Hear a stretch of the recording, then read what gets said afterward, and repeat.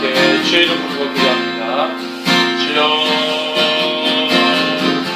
주 하나님 아버지, 하나님 가운데 찾아오셔서 하나님 예배자들의 예배를 얻으시고 하나님 아버지 주님 속에서 하나님 예수 그리스도의 그 보혈의 능력으로 우리를 하나님 쳐주시고 충만하게 하시며 주님의 은혜를 간구하며 나갈 수 있는 시간이 되게 하여 주시옵소서.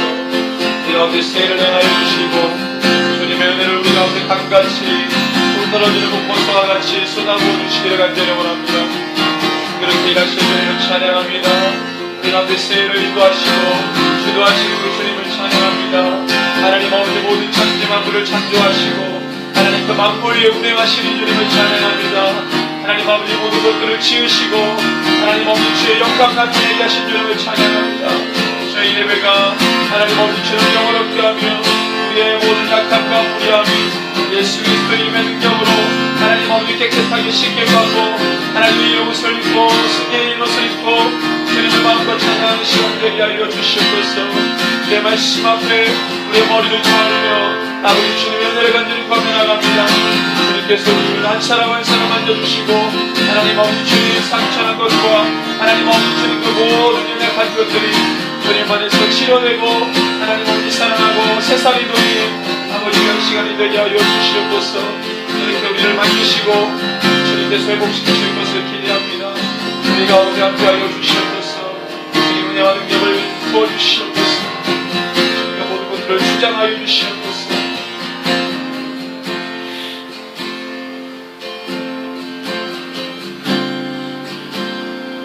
만군의 여호와 하나님, 우리가 마음을 들어 주님을 바라보고 나아갑니다. 종의 눈을 들어 상전을 바라보고 하나님 그 속에서 우리에게 부어주실 하나님의 은혜를 기대합니다.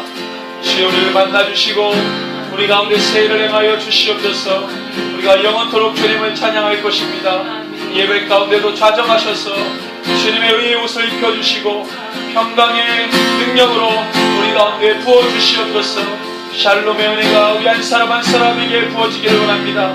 주여 왕으로 자정하시고 주여 은혜를 덧입혀 주시옵소서. 감사를 드리며 존귀하신 예수 그리스도의 이름으로 기도합니다. 나같이 사도 신경 신앙 고백합니다. 나는 전능하신 아버지 하나님 천지의 창조주를 믿습니다. 나는 그의 유일하신 아들 우리 주 예수 그리스도를 믿습니다. 그는 성령으로 잉태되어 동정녀 마리아에게서 나시고 본디오 빌라도에게 고난을 받아 십자가에 못 박혀 죽으시고 장사된 지 사흘 만에 죽은 자 가운데서 다시 살아나셨으며 하늘에 오르시어 전능하신 아버지 하나님 우편에 앉아 계시다가 거기로부터 살아있는 자와 죽은 자를 심판하러 오십니다. 나는 성령을 믿으며 거룩한 공교회와 성도의 교제와 죄를 용서받는 것과 몸의 부활과 영생을 믿습니다. 아멘. 우리 주님을 찬양하기 원합니다. 마음을 다하여서 우리 주님 바라보고 함께 고백하며 경배합시다. 우리 주 하나님,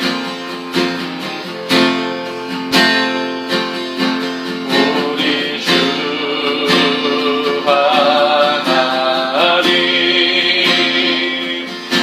영광과 존귀를 받기에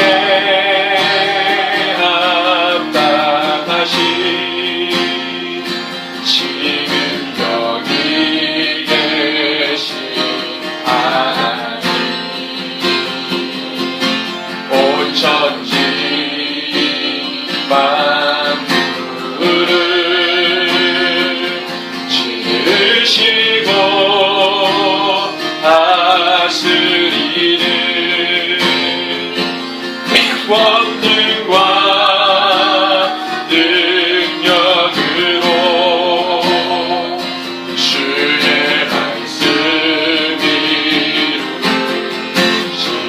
한번 더 고백합시다. 우리 주 하나님, 우리 주 하나님,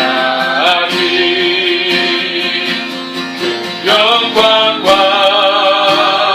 존귀를 받기에 합당하신 지금 여기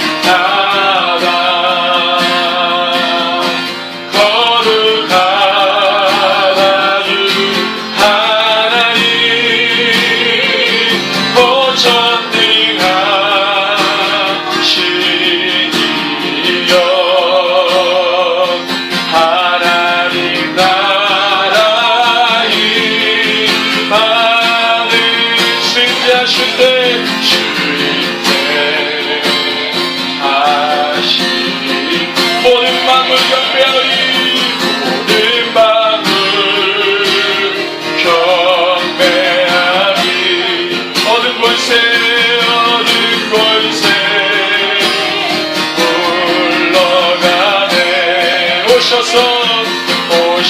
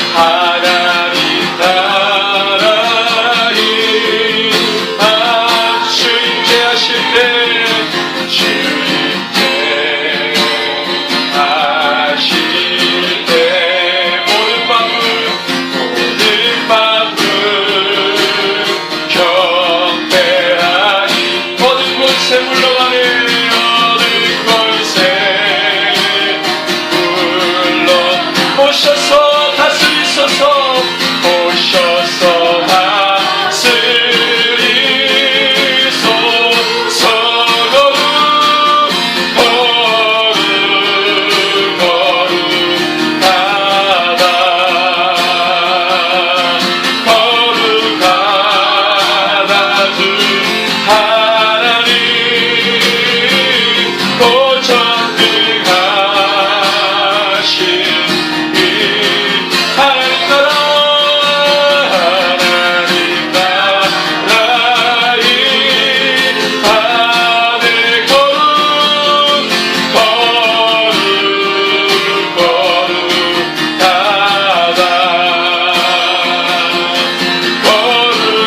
거룩하다 주 하나님 고전능하신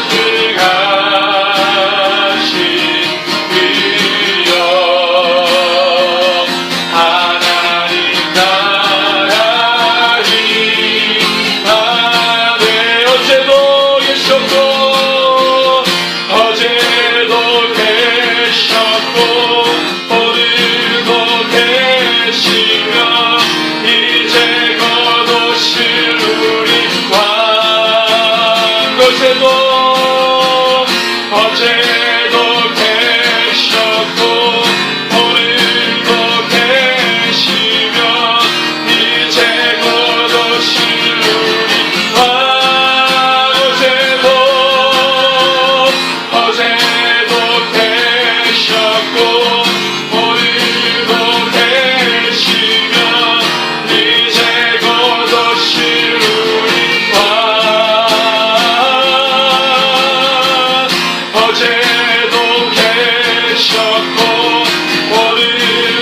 계시며 이제 곧 오실 우리 왕.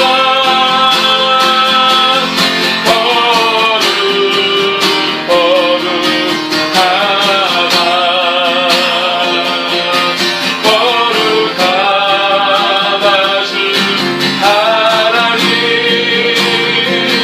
고전능하시니라.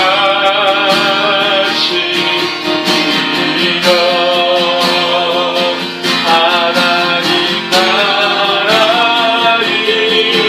안에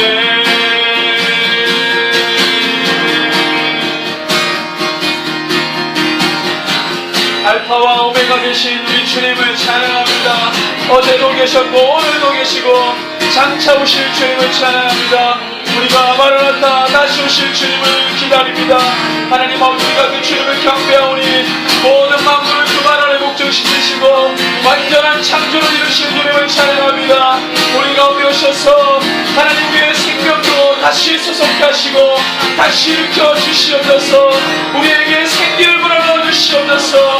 우리와 호흡하여 주시옵소서. 우리 함께 성령을 바라보며 함께 기도하겠습니다. 주여,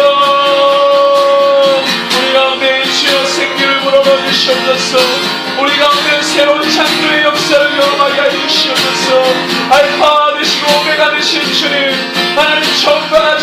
시작과 끝이시며 알파 오메가 되신 주님을 경배합니다. 하나님의 삶에 놀라운 섭리를 이루어주신 주님을 기대합니다. 주님 역사하여 주시옵소서.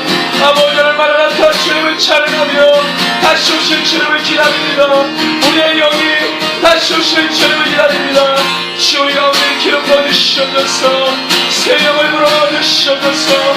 우리 가운데 새 역사를 하나님 아버지 주님 스스로 아버지를 인도하여 주시며 역사해 주시옵소서. 주님 다시 기름을 찬양합니다. 주님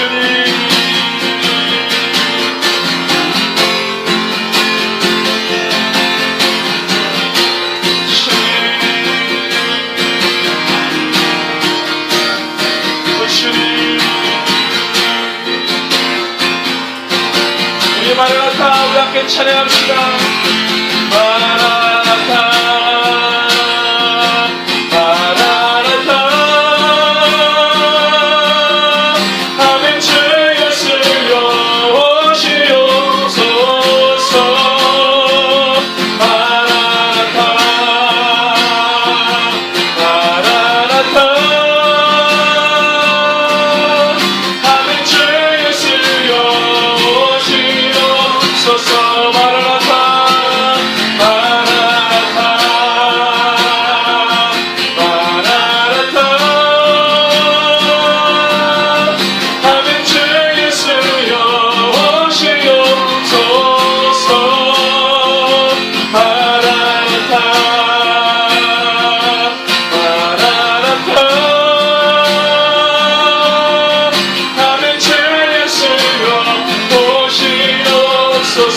우리 주님 다시 오실 길을 만들자.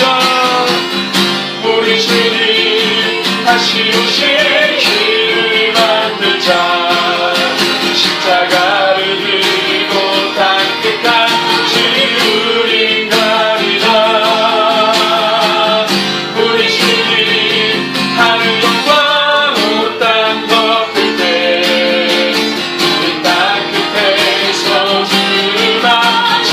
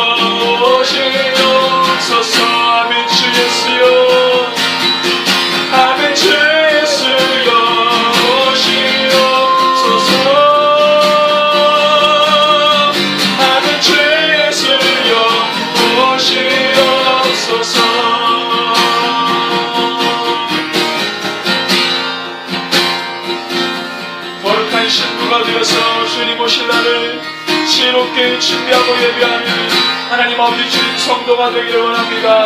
주님 가운데 기름 부어주시옵소서. 기름과 등불을 준비한 주의 지혜로운 다섯 천양과 같이 하나님을 기쁘시게 하는 성도가 되기를 원합니다. 주의 우리를 구워 살피시고 주의 은혜로 아담하여 주시고 불꽃 같은 눈동자로 우리를 향하여 주의 빛을 쏟아부어주시며 위로 도는 손의 그 능력으로 우리를 항사해 주시옵소서. 성령으로 다시 한번 인쳐주시옵소서. 우리의 병기로 쓰이는 것이 아니라 의의 병기로 쓰이도록 역사해 주십시오. 우리 함께 마지막으로 주님 바라보면서 함께 기도합니다. 오 주님, 오 주님, 오 만물의 창조되신 주님 찬양합니다. 모든 것을 시작하시고 이루실 주님, 모든 것을 주의 영광 가운데 매듭지으신 아버지 주님을 찬양합니다. 우리 가운데 세례하여 주시옵소서. 주님의 역사 이루게 하여 주시옵소서. 아버지의 영광을 보게 하여 주시옵소서. 주님 가운데 주의 능력을 나타내 주시옵소서. 오 주님,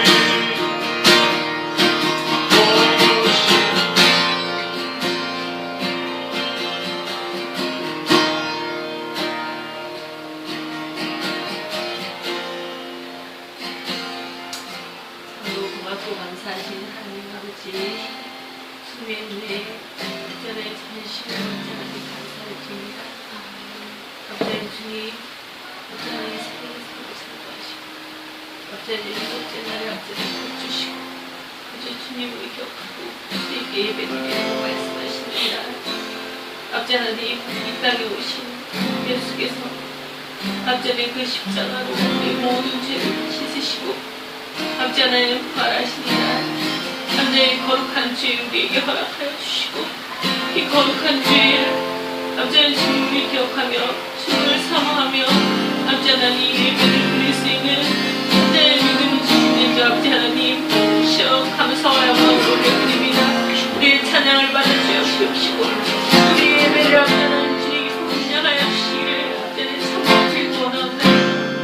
우리의 구원이시오, 우리의 방패시오, 우리의 상급이시오, 우리의 모든 것 되시고 아버지 하나님처럼 죽어마땅한 아버지의 삶을 살리시는 주 아버지 하나님, 주님의 은혜 가운데 날마다 살아갈 때 아버지 하나님 날마다 아버지 하나님 죽어지게 하여 주시옵시고 날마다 십자가에 아버지 죽어지게 하여 주시옵시고 오직 우리 속에 아버지 십자가가 나타나게 하여 주시옵시고 우리 속에 아버지 예수의 이름만 아버지 나타나게 되기를 아버지 간절히 빌고 원하며 우리 가운데 한 번도 역사하여 주시옵시고 우리 가운데 주님의 원하시는 뜻을 이루어가시기를 주님으로 빌고 원합니다.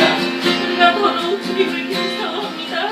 아버지 우리 가운데만 주시옵시고 우리 가운데 지혜와 계시의 영을 나타나게 만들어주시옵시고 그 깊이와 그 넓이와 그 높이와 아버지 길이를 알아가니 더욱 주님께 선택하게 하여 주시옵시고 주님의 아버지의 길을 따라갈 때 아버지 기뻐하며 즐거워하며 찬양하며 따라갈 수 있는 아버지의 삶이 될 수 있도록 주님께서 주장하시고 인도하여 주시기를 참으로 빌고 원하옵나이다.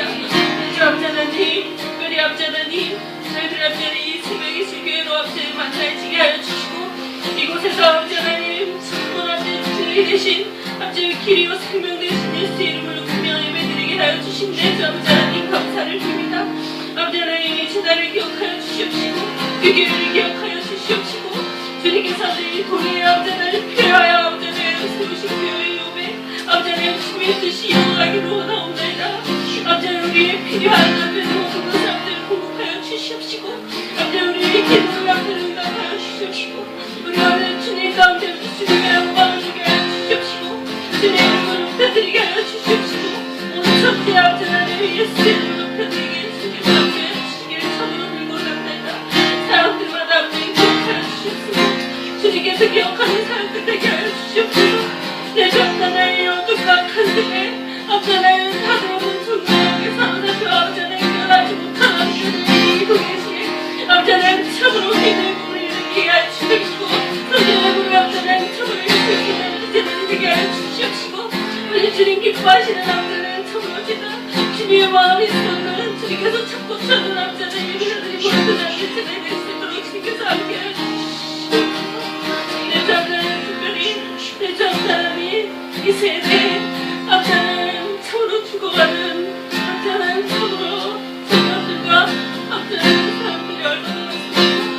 아버지 그 이들을 감당해야 할 텐데 아버지 하나님 주시며 길을 열어주시옵시고 주님의 뜻이 오면 아버지 주님께서 길을 열어주시옵시고 아버지 모두 다 죽어갑니다. 주님께서 살려주시옵소서 내 자들은 주의 종을 기억하여 주시옵시고 주의 종 가운데 아버지 하나님 기도해 주시옵시고 말씀으로 사로잡아 주시옵시고 하시는 사역들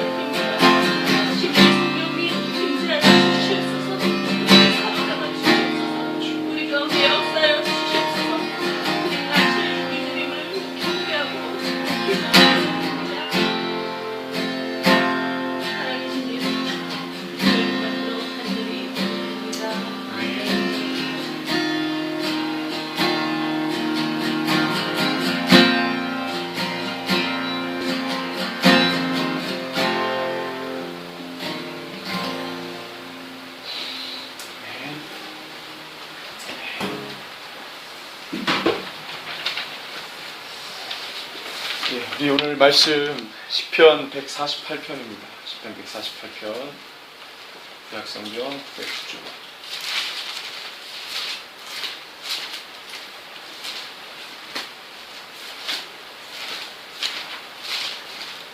시편 148편 1절에서 14절까지 우리 한 목소리로 같이 동독합니다. 할렐루야. 하늘에서 여호와를 찬양하며 높은 데서 그를 찬양할지어다. 그의 모든 천사여 찬양하며 모든 군대여 그를 찬양할지어다. 해와 달아 그를 찬양하며 밝은 별들아 다 그를 찬양할지어다. 하늘의 하늘도 그를 찬양하며 하늘 위에 있는 물들도 그를 찬양할지어다. 것들이 여호와 이름을 찬양하면 그가 명령하심으로 지음을 받았음이로다. 그가 또 그것들을 영원히 세우시고 패하지 못할 명령을 정하셨도다.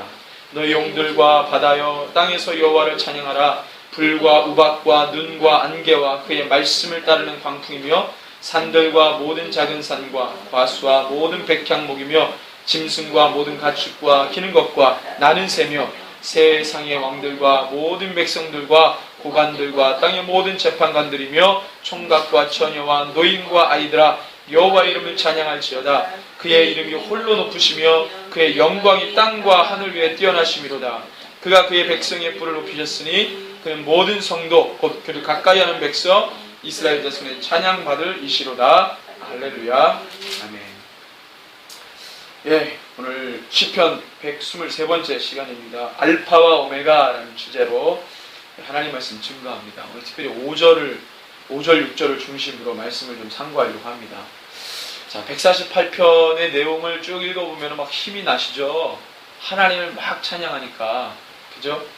우리가 성도가 힘이 나는 거는 다른 게 없는 것 같아요. 주님을 찬양할 때 힘이 납니다. 그래서 다윗이 그냥 양을 칠 때에도 고난을 받을 때에도 어느 상황과 순간에 있을 때에도 그가 하나님을 찬양하는 자로 있으니까 그 어려움들을 이겨내죠. 그래서 우리가 이 148편처럼 이 시편의 기자처럼 주님을 찬양하는 것 그 일들을 통해서 힘을 얻으시기를 바랍니다. 자, 이 말씀은 창조된 모든 피조물이 오직 하나님만을 찬양하고 높이는 장면을 보여줍니다. 피조된 모든 창조물이 하나님만을 찬양하고 높여요.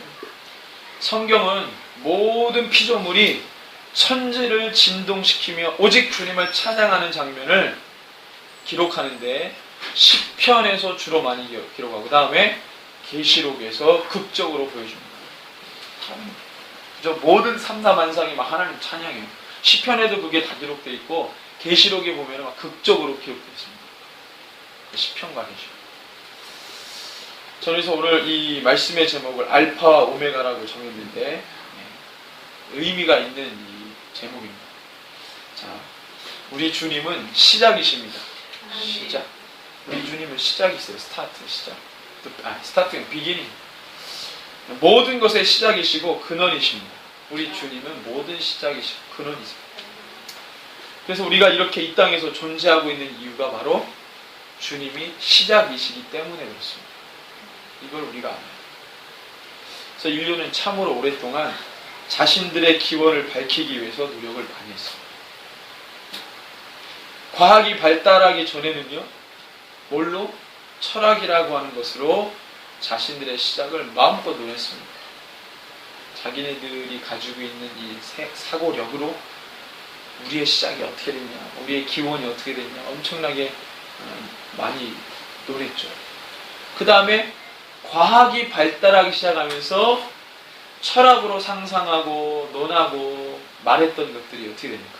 이제 뭔가 막 보여지게 되는 거예요. 과학이 발달하니까 막 만들어냅니다. 그러면서 자기들이 상상해 오던 것들을 형상으로 만들기 시작해요. 뭔가 보이는 것으로 만들기 시작합니다. 그리고 그 만든 것을 뭐예요?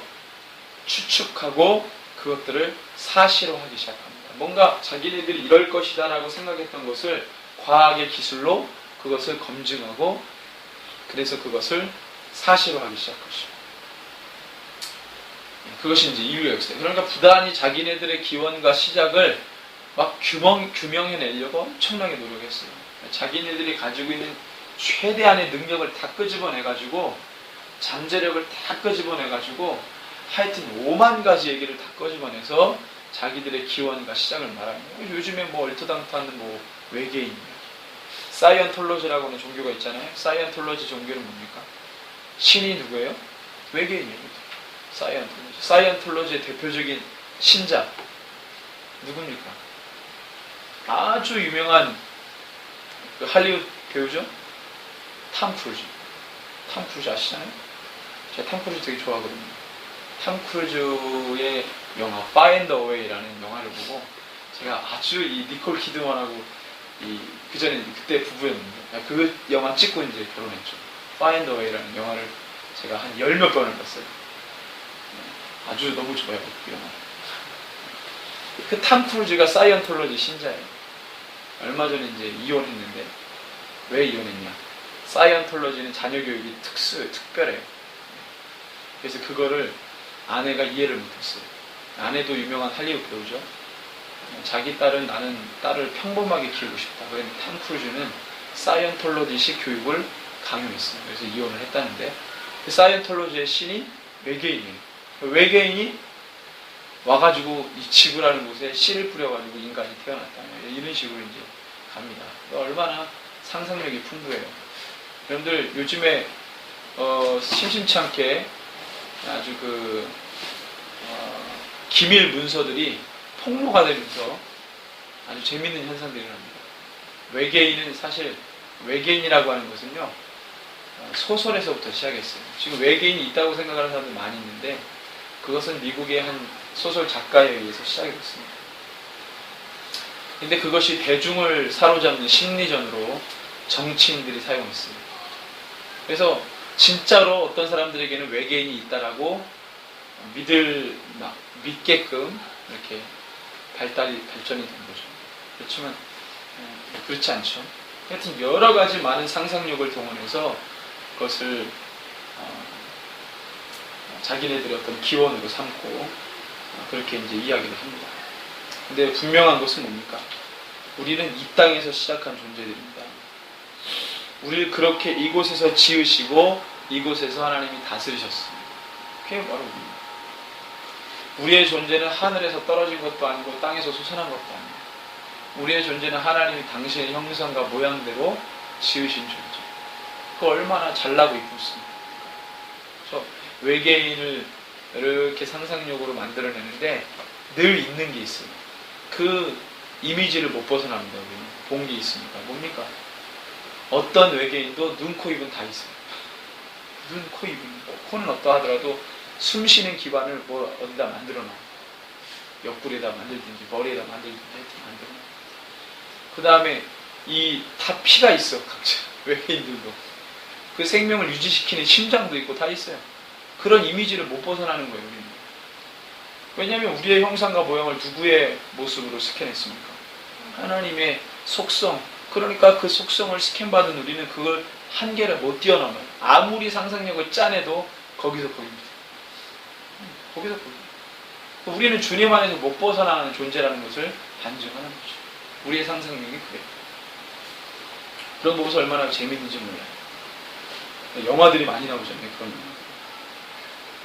그래서 우리는 하나님께 지음받은 존재예요. 그분으로부터 시작했습니다. 아멘입니까? 그분으로부터 시작했음을 알아야 돼요. 그걸 모르는 게 너무 답답합니다.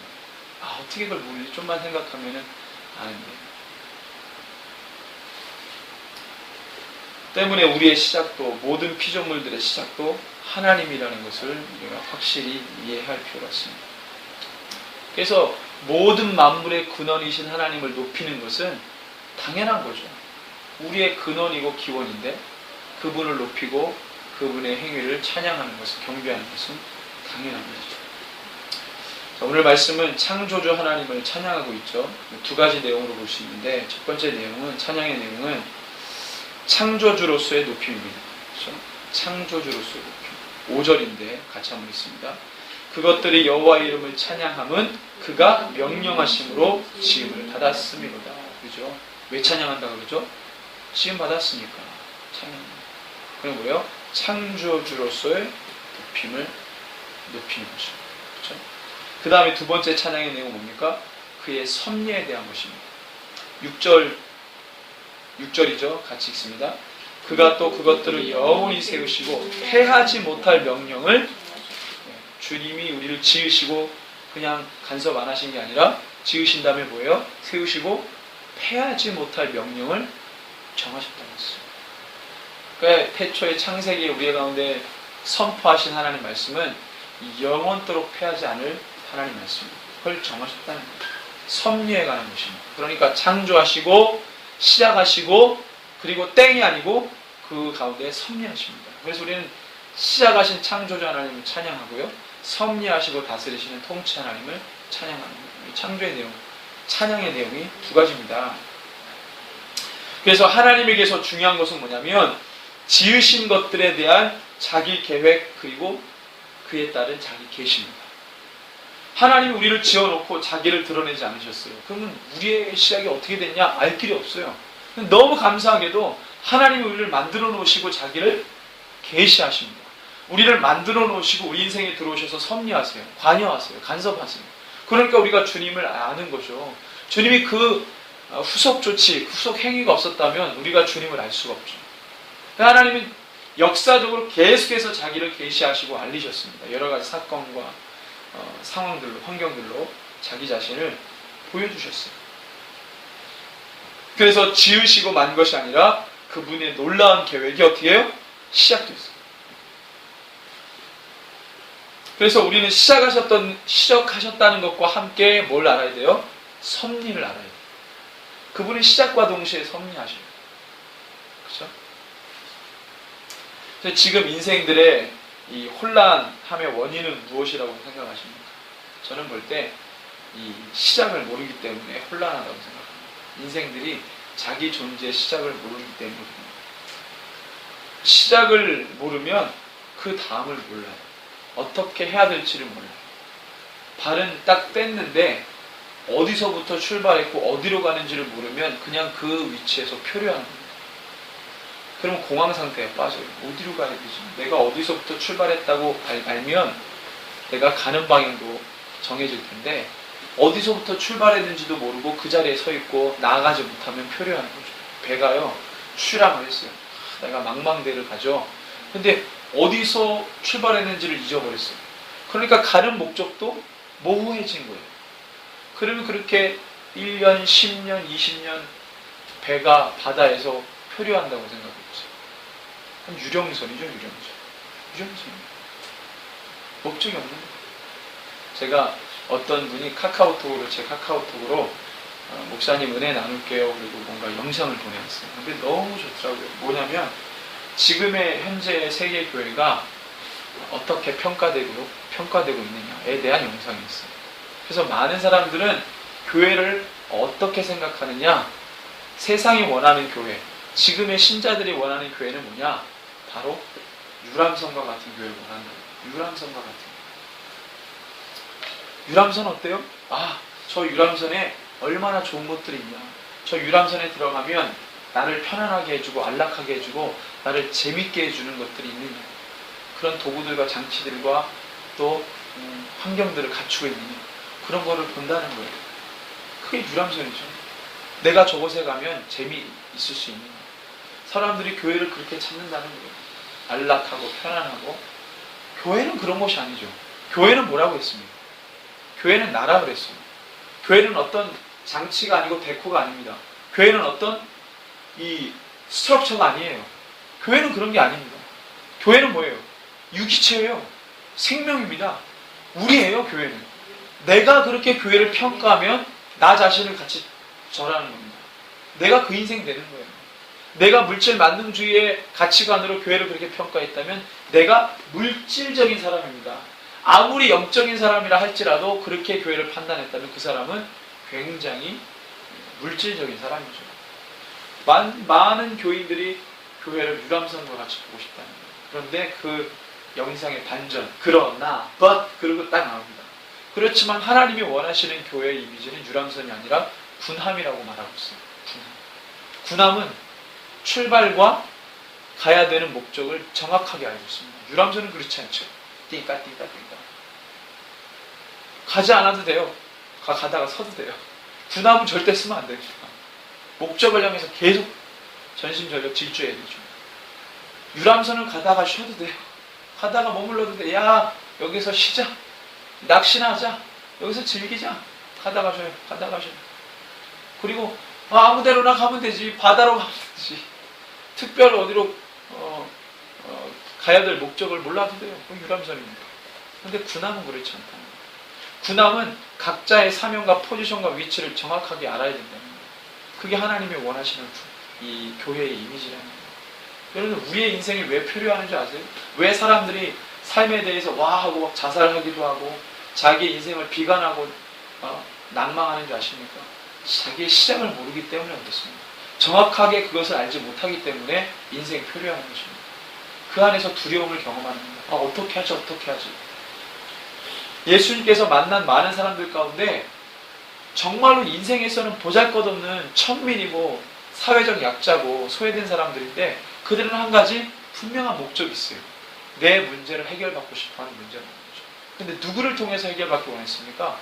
예수, 나사렛 예수, 다윗의 자손 예수를 통해서 해결받고자 하는 분명한 목적이 있었어요. 그들은 그 한 가지밖에 없었습니다. 근데 예수님을 가까이서 따라다녔던 사람들은 그렇지 않았어요. 그들은 겉모습은 주님을 따라가는 것 같았으나 그들에게서 원하는 것은 주님을 통해 정말로 하나님의 나라를 원하고 내 문제를 해결하는 것이 아니라 주님 때문에 덕 좀 벌려고 하는, 내 위치가 더 높아지고 내 상황이 좀 더 나아지려고 하는 그것을 원했던 거죠. 10명의 문둥병, 누가복음에만 나오는 사건이죠. 10명의 문둥병자를 주님이 고쳤습니다. 몇 명이 돌아왔습니까? 1명 돌아왔습니다. 예수님이 물었어요. 9명은 어디 있느냐? 9명은 어디 있느냐? 예수님의 제자들이 그와 같았습니다. 9명의 문둥병자, 고침받았고 회복됐지만 주님께로 돌아오지 못하고 다시 세상으로 나아가는, 여러분들 그리스도인들이 7일 동안 살면요, 그 9명의 문둥병자 같이 사는 사람들 많습니다. 주님께 와서 치료받은 듯해서 다시 나가요. 주님께로 돌아오지 않습니다. 6일을 그렇게 살아요. 그리고 또 주님께 쫄래쫄래 와가지고 또 치료받은 듯 하나 또 나가서 6일을 그렇게 살아요. 9명의 문둥병자처럼 삽니다. 인생의 곤래 그렇게 살아요. 그건 예수 몰라도 그렇게 살 수 있습니다. 내 마음이 물적하면 점쟁이한테 가고, 내 마음이 좀 그러면 불교 사람들이 마음이 평안해 요가도 하고 명상도 빠졌다가 취미생활도 이것저것 찾아다니다가, 예수 아니더라도 그렇게 만족을 줄 수 있는 장치들이 세계 얼마나 많습니까? 돈 해서 여행 때되면 여행 가고, 그런 사람 이거 내가 취미 이거 하겠어 이거 하고, 그걸로 때우는 거예요. 자기 만족을 그렇게 풉니다. 예수 몰라도 그 정도는 살아요. 우리가 왜 오로지 예수여야 합니까? 그 인생의 굴레를 끊어버린다는 거예요. 영원한 만족을 주시는 주님 앞으로 나아가다는 거예요. 그래서 다시는 낭망이 없고 낙심하지 않습니다. 다시는 뒤돌아서 세상에 연연하지 않고 주님 바라보고 영원한 생명을 얻도록 살아가는 것. 그것 때문에 주님 바라보는 거죠. 아직도 세상에 미련이 남았다면 열심히 뒤돌아봐도 돼요. 열심히. 그래서 롯의 아내가 왜 뒤를 돌아보지 말라고 했는지 아세요? 하나님이 롯의 아내에게 뒤를 돌아보지 말라. 왜 뒤를 돌아보지 말라고 했는지 아세요? 소돔과 고모라는 그 당시에 굉장히 번성했던 이 도시국가였습니다. 사람들이 많았어요. 섹슈얼리즘의 죄악이 번영할 정도로 엄청나게 많은 좋은, 사람들의 눈을 자극하고 감정을 자극하는 좋은 것들이 그 땅에 질비했습니다. 살기 좋았어요. 그러니까 하나님이 사람이 볼 때는 좋았지만 하나님 볼 때는 악의 악이었습니다. 너는 네 눈에 육신의 안목으로 너가 볼 때는 정욕의 안목으로 너가 볼 때는 그게 좋아 보이나 하나님이 볼 때는 더럽고 냄새나고 추악한 것이라고 규정하시는 거예요. 그래서 심판하시는 거예요. 하나님이 심판하시는데 너가 그것을 뒤돌아봐? 그것은 뭘 연연하는 거예요?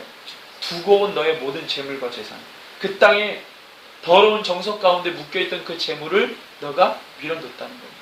이것이 어디에, 이 정신이 어디서 우리가 또 발견하냐면, 여러분들 아론의 4아들이 있었습니다. 근데 2아들이 하나님께서 이 명하신 불, 번제단에서 나오는 그 불로 분향단에 불을 붙이라고 했어요.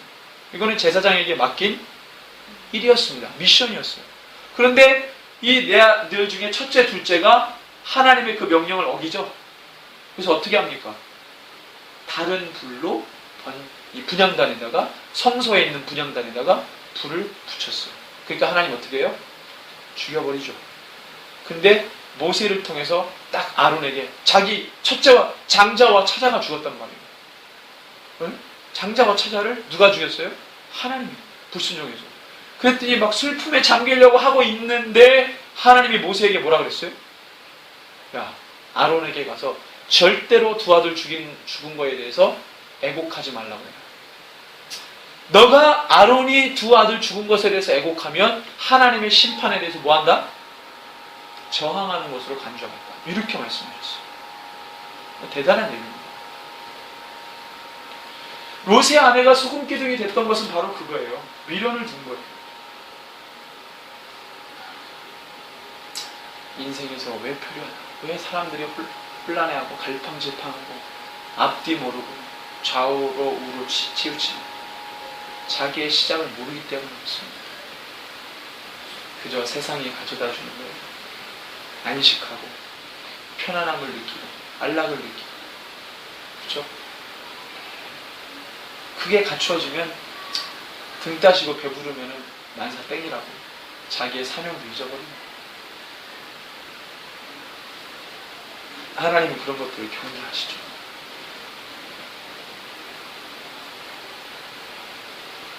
그게 우리의 인생이라는 것입니다. 지금 인생이 그렇답니다. 태어났는데 진정 그의 시작을 몰라요. 왜 태어났는지 모릅니다. 그리고 어떻게 살아가야 될지도 몰라요. 그냥 태어났습니다. 출발 소리와 함께 경주를 시작했습니다. 경주마처럼 막 그냥 달립니다. 목적 없이. 그래도 경주마는 꼬린 지점을 알잖아요. 인생이 꼬린 지점은 뭘까? 경주마보다 못한 사람은 사는 거죠. 제가 늘 이야기합니다. 우리는 인생이지 축생이 아니라 그랬어요. 우리는 인생입니다. 인생. 근데 인생을 축생처럼 사는 사람들이 많습니다. 약육강식의 그 논리처럼 사는 사람들이 많아요. 불쌍합니다. 더 큰 가치를 향해서 나가는 거죠. 아브라함이 그랬죠. 갈대아 우르라고 하는 번성한 이 도시 성읍, 최고의 그 성읍을 자기를 떠서 갑니다. 하나님이 원하시는 땅. 그 땅은 뭐였어요? 삶이 보장이 안 돼 있는 땅이었어요. 자기가 아버지 때로부터 대대로 가업을 이어와서 살면 편안하게 사는데 우상한테 마음 안 주면 되잖아요. 뇌를 빼놓고 우상 깎아 만들어서 팔면 되잖아요. 그렇죠? 그렇게 살면 되죠. 요즘 그리스도인들 그렇게 쉽게 생각합니다. 에이, 안 그러면 되지. 뭐 술자리 가가지고 술 안 마시면 되지. 똑같은 거예요. 우상 깎으면서 내가 얘한테 정신을 뺏기면 안 되지. 난 얘를 안 섬기는 거야. 그래서 깎고 있는 거야. 똑같은 거야. 근데 하나님이 그렇게 하셨습니까? 야, 너가 갈대아 우르에서 네 이웃에게 전도해라. 네 아버지 하나님 믿게 해라. 절대 그러지 않았어요. 그 자리를 떠라. 내가 너에게 지시할 땅으로 가라. 소돔과 고모라를 멸하실 때 하나님이 아브라함의 기도를 들으시고 롯을 어떻게 합니까? 빼내십니다. 모세야, 너 내 백성, 너 바로를 전도해라. 너 이 민족 내 민족이니까 말씀 율법 열심히 가르쳐가지고 아론을 통해 가르쳐서 3, 4, 5 짝을 져가지고 그렇게 해서 애굽을 변화시켜라. 그렇게 말씀 안 하셨어요. 애굽을 나와라. 이게 하나님의 역사입니다.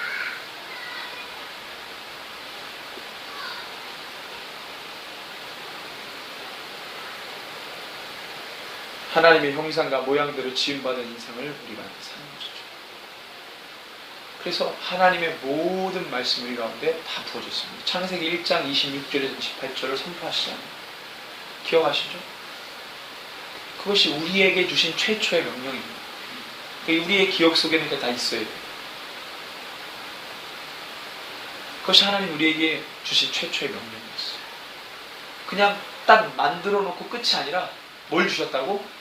영원히 변하지 않을 명령을 주셨던 거예요. 6절에 나오죠. 우리를 세우시고 땡 이게 아니라 영원히 패하지 못할 명령을 정하신 거죠. 뭐예요? 창조하셨으면 그 다음에 뭐가?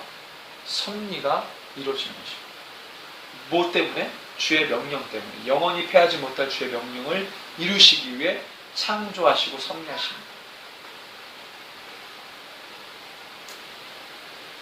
우리는 이것을 위해 사는 존재들입니다. 이 하나님의 섭리를 이루기 위해 사는 존재들입니다. 하나님의 영원히 패하지 못할 그 명령을 수행하고 그것을 위해 살아가는 우리가 인생에서 딱 태어나가지고요. 믿는 부모가 자녀들에게 그걸 가르쳐 주는 거예요. 너 인생의 목적이 이거다. 너는 인생 이렇게 살아야 된다. 내가 못한 것을 너가 해야 된다. 이게 아니고요. 하나님이 너에게 원하시는 것을 네가 해야 된다. 이걸 가르치라는 거죠. 모르겠어요. 저도 내가 이렇게 살았으니 너는 이렇게 살지 마라. 이런 걸 가르칠 수도 있을 것 같아요. 중고등학교 올라가면 그럴 수도 있을 것 같아요. 나는 이렇게 살았으니 너는 이렇게 살지 마. 근데 그게 아니에요. 하나님의 뜻을 가르치는 거죠. 하나님의 명령을 가르치고 이 땅에 딱 태어나면 이제는 누구의 자녀입니까? 나의 손을 빌어서 하나님의 자녀가 성장하는 것이죠. 바르게 양육해서 바른 하나님의 사람으로 키워내는 것이죠. 그게 부모 세대가 해야 될 일입니다. 그게 뭐예요? 딱 나만 놔놓고 애를 방치했다. 문제가 있죠. 계속 뭐예요? 섭리하는 겁니다. 그 인생 간섭하고 바른 길로 가도록 간섭하고 섭리하는 거죠. 우리가 그래서 그것을 통해 우리가 하나님께 영광을 올려드리는 것이죠. 우리가 그런 하나님을 찬양하는 것입니다. 자, 신약에서 보면은요, 하나님께서 처음과 끝을 유일하게 보여주신 사람이 등장해요. 누구냐면 사도 요한입니다. 계시록 1장 8절을 보면요,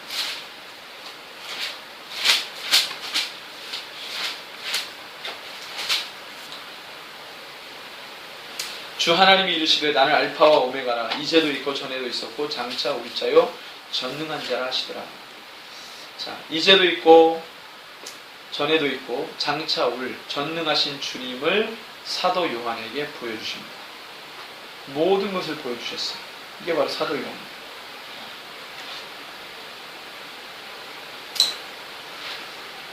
시작만 하실 뿐 아니라 끝도 맺으심을 분명히 말씀하고 계시죠. 어떻게 매듭을 지으실지 그 방향성도 분명하게 말씀하고 계세요. 17절에서 19절을 보면 내가 볼 때 그의 발 아래 엎드러져 죽은 자같이 되며 그가 오른손을 내게 얹고 이르시되 두려워하지 말라. 나는 처음이요 마지막이니 곧 살아있는 자라. 내가 전에 죽었으므라 볼지어다 이제 세세토록 살아있어 사망과 음부의 열쇠를 가졌노니 그러므로 너가 본 것과 지금 있는 일과 장차 될 일을 기록하라. 하나님께서 우리에게 하실 일들에 대한 것입니다. 그리고 1절에서 3절 보면 예수 그리스도의 계시라. 이는 하나님이 그에게 주사 반드시 속히 일어날 일들을 그 종들에게 보이시려고 그의 천사를 그 종 요한에게 보내 알게 하신 것이라. 요한은 하나님의 말씀과 예수 그리스도의 증거 곧 자기가 본 것을 다 증언하였느니라. 이 예언의 말씀을 읽는 자와 듣는 자와 그 가운데 기록한 것을 지키는 자는 복이 있나니 때가 가까우니라. 사망과 음부의 열쇠를 가지신 그분이 속히 되어질 모든 일들을 지금 너가 본 것과 지금 있는 일과 장차 될 일을 기록하게 하시고 그것을 지키도록 하시고 전하도록 하십니다. 이것이 우리에게 맡겨진 사명, 미션입니다. 교회는 그거 해야 돼요. 교회는 부단히 그거 하는 겁니다. 하나님이 어떤 목적과 섭리를 가지고 역사를 운행해 가시는지에 대해서 계속 주목하게 만드는 거죠. 그것을 묵상하게 하는 거죠. 그것을 찬양하죠. 그래서 계시록에 보면은 우리가 오늘 본문에서 봤던 그 온 피조물들이 주님 찬양하잖아요. 모든 피조물들이 주님을 찬양할 때는 처음과 마지막 때, 마지막 때 보면은 계시록을 통해 막 찬양이 올라오는데 한 7군데를 제가 찾았습니다. 계시록 4장 8절에서 11절 같이 읽습니다. 내 생물은 각각 6 날개를 가졌고 그 안과 주위에는 눈들이 가득하더라. 그들이 밤낮 쉬지 않고 이르기를 거룩하다 거룩하다 거룩하다 주 하나님 곧 전능하시니요 전에도 계셨고 이제도 계시고 장차 오실 이시라 하고 그 생물들이 보좌에 앉으사 세세토록 살아계시는 이에게 영광과 존귀와 감사를 돌릴 때에 24장로들이 보좌에 앉으신 이에 엎에 엎드려 세세토록 살아계시는 이에게 경배하고 자기의 간을 보좌 앞에 들며 이르되 11절 우리 주 하나님이여 영광과 존귀와 권능을 받으시는 것이 합당하오니 주께서 만물을 지으신지라 만물이 주의 뜻대로 있었고 또 지으심을 받았다. 같이 한번 읽습니다. 같이 8절에서 11절 내 생물은 각각 6날개를 가졌고 그 안과 주위에는 눈들이 가득하더라. 그들이 밤낮 쉬지 않고 이르기를 거룩하다 거룩하다 거룩하다 주 하나님 곧 전능하시니요 전에도 계셨고 이제도 계시고 장차 오실 이시라 하고 그 생물들이 보좌에 앉으사 세세토록 살아계시는 이에게 영광과 존귀와 감사를 돌릴 때에 24장로들이 보좌에 앉으신 이의 앞에 엎드려 세세토록 살아계시는 이에게 경배하고 자기의 관을 보좌 앞에 들이며 이르되 우리 주 하나님이여 영광과 존귀와 권능을 받으시는 것이 합당하오니 주께서 만물을 지으신지라 만물이 주의 뜻대로 있었고 또 지으심을 받았느니라. 만물을 주께서 만물을 지으신지라 만물이 주의 뜻대로 있었고 또 지으심을 받았느니라. 하나님의 뜻과 섭리에 따라 창조된 모든 만물들이 지은 그대로입니다. 그것을 찬양합니다. 누가? 영계에 있는 모든 하나님의 지음받은 존재들이 하나님의 뜻을 찬양하죠. 5장 6절에서 14절 보면은요, 긴데요, 9절부터 한번 읽습니다. 그들이 5장 9절 그들이 새 노래를 불러 이르되 두루마리를 가지시고 그 임봉을 떼기 합당하시도다. 일찍이 죽임을 당하사 각 족속과 방언과 백성과 나라 가운데서 사람들을 피로 사서 하나님께 드리시고 그들로 우리 하나님 앞에서 나라와 제사장들을 삼으셨으니 그들이 땅에서 왕노릇하리로다 하더라. 내가 또 보고 들으매 보좌와 생물들과 장로들을 둘러선 많은 천사의 음성이 있으니 그 수가 만만이요 천천이라.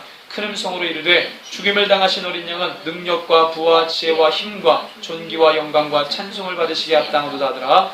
내가 또 들으니 하늘 위에와 땅 위에와 땅 아래와 바다 위에 또 그 가운데 모든 피조물이 이르되 보좌에 앉으신 이와 어린 양에게 찬송과 존귀와 영광과 권능을 세세토록 돌릴지어다니 내 생물이 이르되 아멘하고 장로들은 엎드려 경배. 모든 피조물, 그죠? 뭐라고 말합니까? 하늘 위에와 땅 위에와 땅 아래와 바다 위에와 또 그 가운데 모든 피조물이 구원을 이루신 예수 그리스도를 찬양합니다. 그러니까 시편 148편에 이 모든 만물이 지음받은 모든 만물이 지은 것대로 주님을 찬양한다고 5절에 말했고요. 6절에 보니까 하나님이 말씀하시고 명령 주신 패하지 못할 것을 위해 세움받은 그들이 주님을 찬양한다고 그랬어요. 그 메시지가 계시록에 있습니다. 끝을 말하고 마지막 때를 말하는 계시록 때 모든 영계가 주님을 찬양하는데 그 영계만 찬양하는 게 아니라 시편 148편에 말했던 모든 피조물들이 그때 하나님 다 찬양하는 거예요. 그래 이것은 일맥상통한 겁니다. 성경에 말하잖아요. 우리가 왜 주님을 찬양합니까? 사명을 잃어버리고 주님을 찬양한다는 것은 뭐가 같냐면 내가 사명을 잃어버리고 다른 타 우상숭배와 같이 종교행위를 가지고 종교적인 열심을 가지고 종교행위하는 것과 똑같다는 거예요. 그들에게는 사명이 없습니다. 미션이 없어요.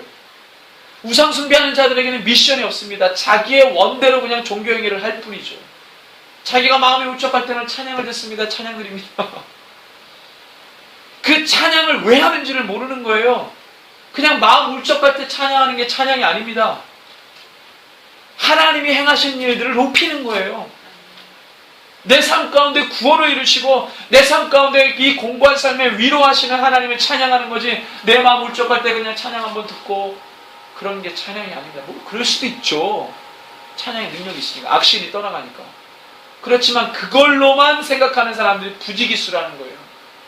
부지기수라는 거예요. 이걸 모른다는데 심각한 문제가 있는 것이죠. 계시록 7장 9절에서 12절에도 보면 계속 나옵니다. 7번 나오는데 9절에서 12절 우리가 잘 아는 말씀이잖아요. 같이 읽습니다. 이 후에 내가 보니 각 나라와 족속과 백성과 방언에서 아무도 능히 셀 수 없는 큰 무리가 나와 흰옷을 입고 손에 종려가지 나무를 들고 보좌 앞과 어린 양 앞에 서서 큰 소리로 외쳐 이르되 구원하심이 보좌에 앉으신 우리 하나님과 어린 양에게 있도다 하니 모든 천사가 보좌와 장로들과 내 생물의 주에 서 있다가 보좌 앞에 엎드려 얼굴을 대고 하나님께 경배하여 이르되 아멘. 찬송과 영광과 지혜와 감사와 존귀와 권능과 힘이 우리 하나님께 세세토록 있을지어다. 아멘 하더라. 무엇을 찬양합니까? 그의 섭리를 찬양합니다. 참 많은데요. 11장, 14장, 15장, 19장에 계속 나옵니다. 모든 만물이 주님을 찬양하는데 그 내용이 뭐냐면 딱 두 가지예요. 창조와 섭리. 이 두 가지를 놓고 계속 찬양합니다.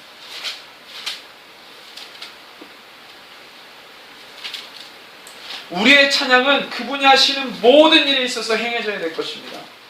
그래서 계시록 22장 13절을 볼까요? 마지막 계시록 22장 13절.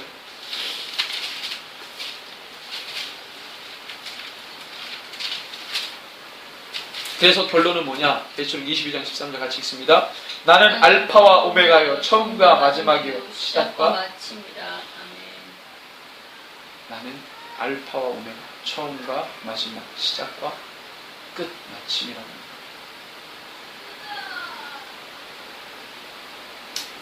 창조의 내용은 그분의 모든 것입니다. 시작뿐만 아니라 시작과 동시에 일어나는 그분의 모든 섭리를 말하는 것이죠. 어떤 사람이 위대한 발명을 했다고 합시다. 사람이 하늘을 날 수 있다고 상상해서 그 생각을 몸소 실천했어요. 그래서 날 수 있는 기계 같은 것을 발명했어요. 겉모습 보니까 날 것도 같아요. 실험을 했어요. 근데 날 것 같이 생긴 게 안 날거나 조금 날다가 계속 추락하는 것을 반복했다면 사람들은 뭐라고 말하겠습니까? 평가하겠습니까? 저런 온전한 발명이 되지 못한다라고 말하겠죠. 말보다 빨리 갈 수 있다. 그래서 자동차 비슷한 것을 만들어냈는데 겉모양은 뭔가 빨리 달릴 것 같은데 달리지 않다거나 달리다가 말고 달리다가 만다고 이것을 반복한다면 대단한 발명이라고 말할 수 있겠죠. 하나님이 우리를 만드셨어요. 만드시고 난 다음에 어떤 것도 하지 않으셨다. 했는데 뭔가 삐그덕거린다. 그럼 대단한 창조라고 말하지 않겠죠. 창조는요, 창조의 완성은 마지막 구원이 완성될 때 창조의 완성이 되는 것입니다. 그때 우리가 주님을 찬양하는 것이죠. 계시록은 그것을 말하고 있습니다. 지속적으로 관여하는 거예요. 지속적으로 그 기체의 추락의 실수가 반복되지 않도록 계속 점검하는 것처럼 시작하신 그분이 계속해서 이 세상에 관여하십니다. 우리는 그것을 보고 주님을 찬양합니다. 우리를 내버려 두지 마십시오. 고아와 같이 내버려 두지 마십시오. 우리를 지으시고 난 다음에 팽개쳐 두지 마십시오. 우리를 계속 간섭하여 주시고 우리를 인도하시고 우리를 동행하여 주십시오. 우리가 그렇게 주님을 찬양하는 것이죠. 왜 그렇습니까? 주님이 시작하셨기 때문에 그렇습니다. 뚜렷한 방향과 목적을 가지고 시작하셨기 때문에 그렇죠. 우리는 그것을 찬양하는 것이죠. 시대의 끝을 이야기하는 계시록은 알파와 오메가의 하나님을 찬양하고 있습니다. 높이고 있습니다. 우리의 찬양과 높임은 맹목적이지 않습니다. 그냥 막 이 뜬모를 어떤 그런 맹목적인 종교심에서 나오는 게 아닙니다. 정확하게 그분의 일을 보고 정확하게 하나님의 섭리와 통치를 보고 그 주님을 분명하게 찬양하고 높이는 것입니다. 높일 게 있기 때문에 높이는 겁니다. 높일 게 없는 게 우리가 봐주면서 하는 게 아니고 정확하게 높이고 경배를 받게 합당하시니까 우리가 주님을 찬양하고 경배하는 것이죠. 해주는 게 아닙니다. 경배를 해드릴게요가 아닙니다. 마땅히 주님 앞에 두 손 들고 나아갑니다. 우리는 마지막 날 승리의 흰옷을 입고 손에 종려 나무가지를 들고 기뻐하며 모든 창조를 완벽하게 이루신 하나님을 찬양하고 경배하게 될 것입니다. 이것이 성경이 보여주는 마지막 때의 모습이죠. 처음과 나중이며 시작과 끝이며 알파와 오메가 되신 우리 살아계신 하나님을 경배합니다. 아멘. 우리 함께 이 시간에 기도하겠습니다. 하나님, 우리의 찬양과 경배를 받기에 합당하신 분이십니다. 주님, 우리의 삶 가운데 능력이 되어 주셨습니다. 당신이 행할 일들을 우리에게 보여주셨습니다. 우리와 함께 행하십니다. 주님, 우리에게 믿음을 더하여 주십시오. 하나님, 우리에게 보여주신 큰 그림을 믿음으로 소화하고 믿음으로 순종하며 믿음으로 따르기를 원합니다. 우리 가운데 하나님의 그 모든 분명한 목적과 방향을 가지고 나아가는 우리 부족하지 않는 하나님의 믿음의 사람들로 세워지는 거룩한 주의 백성 되게 하여 주시옵소서. 감사를 드리며 존귀하신 예수님의 이름으로 기도합니다.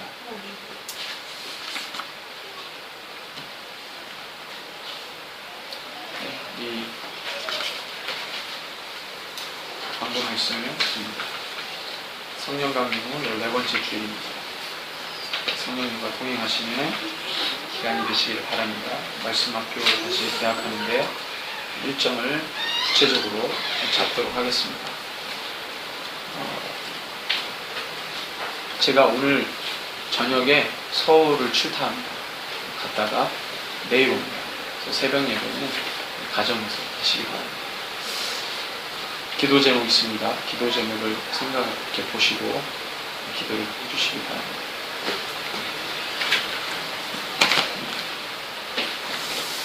우리 예물을 위해서 기도하고 축도로 마칩니다. 좋으신 하나님, 말씀을 주시니 감사합니다. 말씀이 능력입니다. 복음이 능력인 줄로 믿습니다. 생명을 주신 이 시간, 우리가 그 생명을 붙들고 주님 앞에 한 걸음 한 걸음 주님 보여주신 그 발자취를 따라 그 마지막 때의 그림을 바라보고 주님께서 걸어가게 하신 비전과 목적과 분명한 방향성을 가지고 나아가는 우리 한 사람 한 사람 믿음의 종들 주의 성도가 되게 하여 주십시오. 주님 앞에 감사 예물로 또 주일 예물로 11조로 주님 앞에 드렸습니다. 주님께서 축복하여 주시고 주님의 은혜를 더하여 주시고 그의 모든 것이 마르지 않도록 책임져 주시고 주님께서 붙들어 주시옵소서. 지금은 우리 구주 예수 그리스도의 크신 은혜와 하나님 아버지의 무한하신 사랑, 성령 하나님의 위로 감동, 교통 충만, 치유 회복케 하시니 주님께서 우리에게 말씀하신 바를 늘 묵상하며 기억하며 주님 오실 때까지 상고하는, 그래서 주님이 우리에게 주신 사명을 감당하고 그 뜻을 영원히 패하지 못할 그 언약과 말씀과 사명을 온전히 이루어 나가는 우리 새벽에서 공동체 모든 예배자들 머리 위에, 그리고 군 입대를 앞둔 청년 우리 성봉이 그의 군생활 위에, 또 열방에서 복음 전하시는 우리 선교사님들, 또 가정과 사역 위에, 열방의 교회 위에 이제로부터 영원토록 함께 계실지어다. 아멘.